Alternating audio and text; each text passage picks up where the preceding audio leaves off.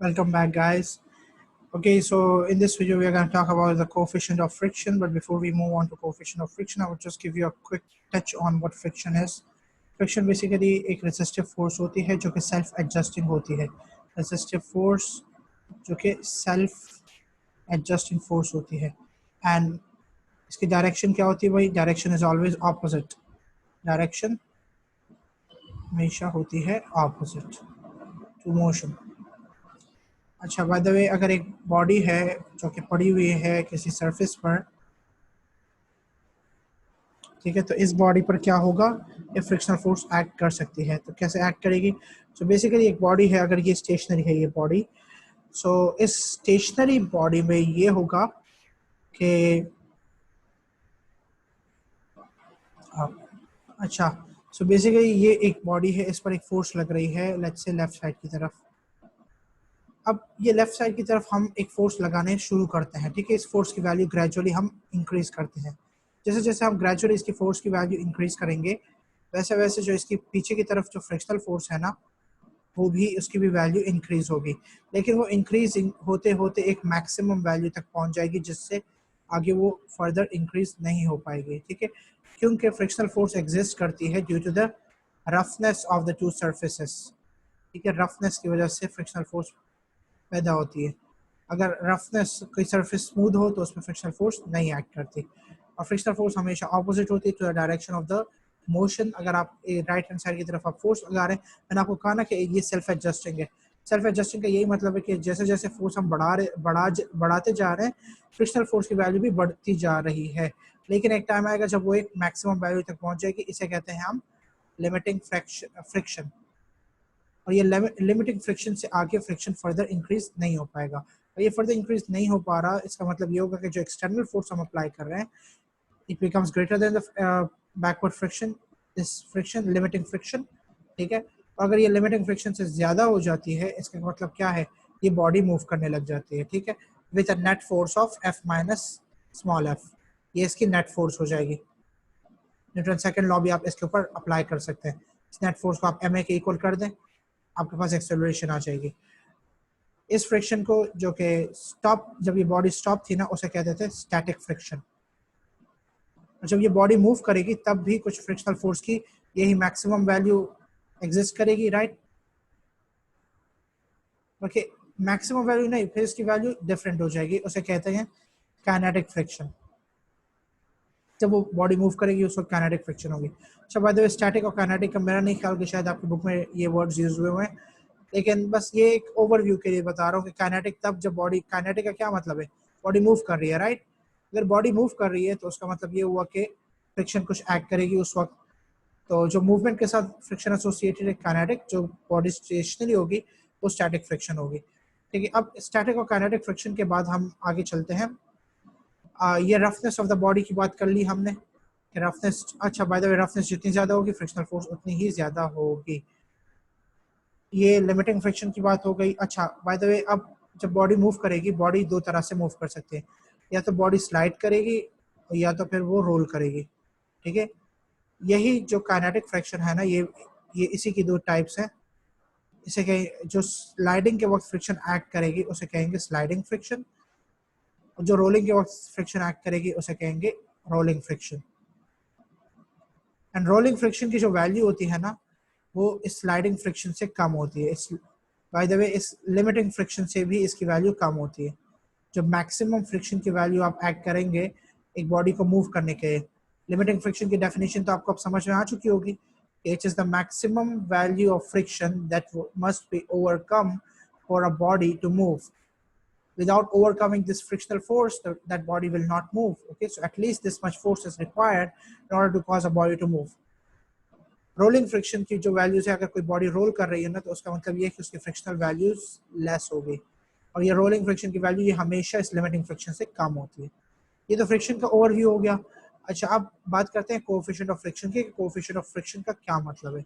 So basically coefficient of friction कोई नई चीज नहीं है, ये बेसिकली एक रेशो है, कोएफिशिएंट ऑफ फ्रिक्शन. आप एक बॉडी ले लें, ठीक है, ये एक बॉडी है. इस बॉडी को आपने किसी सरफेस पे रखा हुआ है, तो इस पर एक मैक्सिमम रेजिस्टिव फोर्स एक्ट करेगी, या अगर मतलब एक मैक्सिमम वैल्यू होगी इन दोनों के बीच में लिमिटिंग फ्रिक्शन की। लिमिटिंग फ्रिक्शन मैंने आपको भी बताया कि it is the maximum friction that must be overcome for a body to move. अब लिमिटिंग फ्रिक्शन की एक पर्टिकुलर वैल्यू होगी इस बॉडी के लिए, एंड इस बॉडी पर इसका वेट एक्ट कर रहा होगा नीचे की तरफ, और इसी वेट के बिल्कुल ऑपोजिट डायरेक्शन में इस बॉडी पर नॉर्मल रिएक्शन फोर्स एक्ट करेगी। करेक्ट?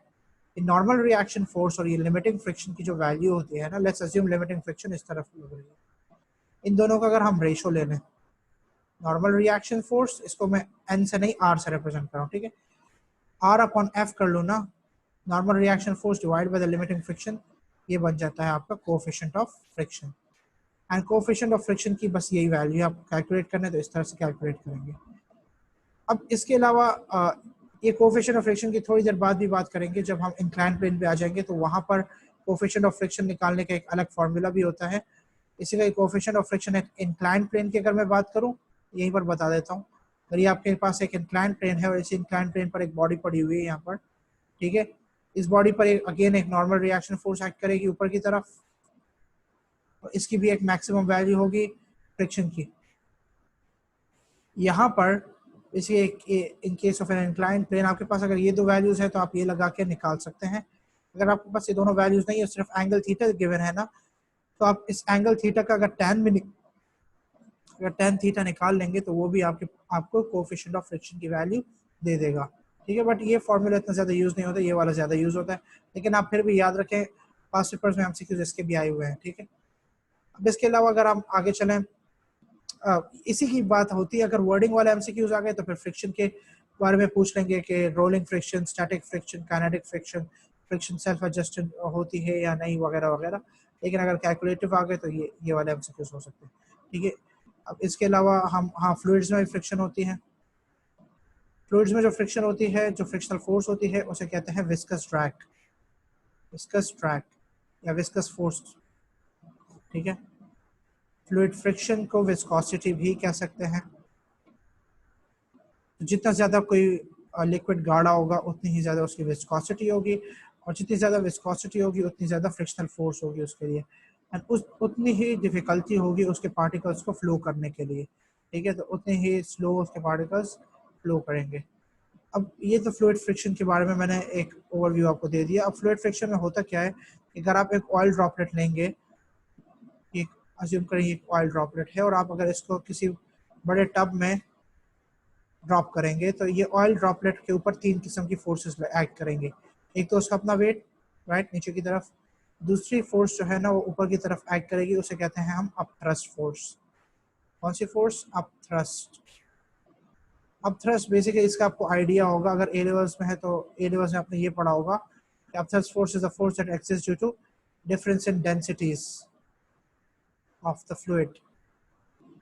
तो डेंसिटीज में जो फ्लूइड्स का डिफरेंस होता है डिफरेंट डेप्थ्स पर, उसकी वजह से एक कांस्टेंट फोर्स ऑफ थ्रस्ट की एक्ट कर रही होती है, ठीक है। ये ऑफ थ्रस्ट फोर्स एक कांस्टेंट फोर्स है, mg भी कांस्टेंट है, और इनके साथ साथ इसी तरह से ऊपर की डायरेक्शन में एक फ्रिक्शनल फोर्स एक्ट करेगी, क्योंकि ये फ्रिक्शनल फोर्स है ना, विस्कस ड्रैग की फोर्स ऊपर की तरफ एक्ट करेगी, उसके मैं v से रिप्रेजेंट कर रहा हूँ। चलो v से नहीं f से रिप्रेजेंट कर लेते हैं इसे, कैपिटल F। तो ये फ्रिक्शनल फोर्स है, तो इसलिए वेलोसिटी के बिल्कुल ऑपोजिट डायरेक्शन में एक्ट करेगी। अच्छा, बाय द वे एक चीज़ आपको बता दूं कि ये अपथ्रस्ट फोर्स और ये mg ये दोनों कांस्टेंट रहते हैं, ठीक है। Through out the motion in दोनों की वैल्यू क्या रहेगी? कांस्टेंट।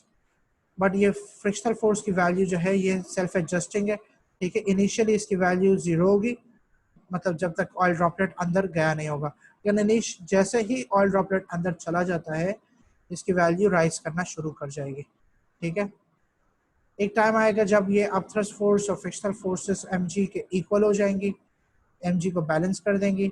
जब वो बैलेंस कर देंगी तो फिर ये टर्मिनल वेलोसिटी के साथ फॉल करेगा। टर्मिनल वेलोसिटी का आपको आइडिया होगा कि वो वेलोसिटी जब सारी फोर्सेस इक्वल हो जाए, सारी फोर्सेस बैलेंस आउट हो जाए, तो टर्मिनल वेलोसिटी एक कांस्टेंट वेलोसिटी होती है जिसके साथ एक ऑब्जेक्ट नीचे फ्लोर को हिट करेगा, ठीक है। अच्छा, ये अपथ्रस्ट फोर्स, ये विस्कस ड्रैग फोर्स जो मैंने आपको बताया ये वाली, इसको कैलकुलेट करने का एक फार्मूला होता है, उसे कहते हैं स्टोक्स लॉ। अच्छा, बाय द वे इस फार्मूला का सिर्फ नाम याद रख लो, क्योंकि वर्डिंग वाले एमसीक्यूज में इसका नाम पूछ लेते हैं। बाकी इसका फॉर्मूला भी मैं बता देता हूँ।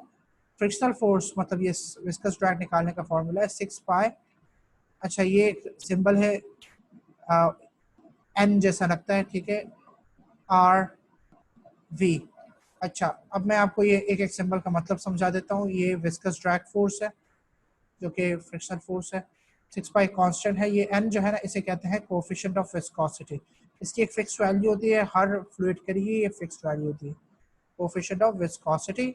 ये आपको एक फ्लूइड की विस्कोसिटी बताता है, तो जितना ज़्यादा एक फ्लूइड विस्कस होगा उतनी ज़्यादा इसकी वैल्यू होगी। ये आर बेसिकली आपका ये ऑयल ड्रॉपलेट है ना, इसके रेडियस की वैल्यू है। R is a value for the radius of the oil droplet. Radius of oil droplet.